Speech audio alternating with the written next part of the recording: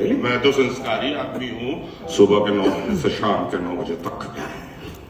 আরিয়ান খানের পরিচালনায় নির্মিত ব্যাটস অফ বলিউড সিরিজে আফতার সিং চরিত্রে অভিনয় করেন মনোজ পাহোয়া। কিন্তু প্রথমে সরাসরি প্রস্তাব পেলেও রাজি হননি তিনি, কারণ কাজের আগে চিত্রনাট্য দেখতে চেয়েছিলেন এই অভিজ্ঞ অভিনেতা। অথচ শুরুতে কাউকেই স্ক্রিপ্ট দেওয়া হচ্ছিল না বলে জানানো হয়। এতে নিজের অবস্থান স্পষ্ট করে সোজাসুজি না বলে দেন তিনি।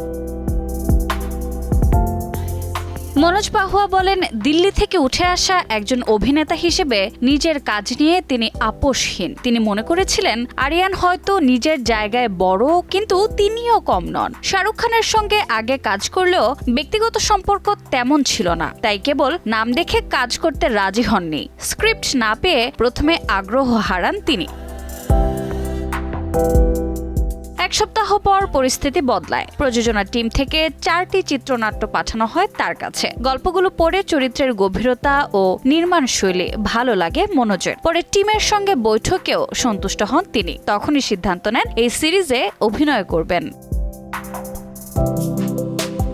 শুটিংয়ের সময় আরিয়ানের নির্দেশনায় নতুন ধরনের অভিনয় করতে হয়েছে তাকে। অতিরিক্ত গালাগালির বিষয়েও প্রথমে আপত্তি থাকলেও শেষ পর্যন্ত পরিচালকের সিদ্ধান্ত মেনে নেন। সেটে প্রায়ই আসতেন শাহরুখ খান, পুরো টিমকে দিতেন উৎসাহ।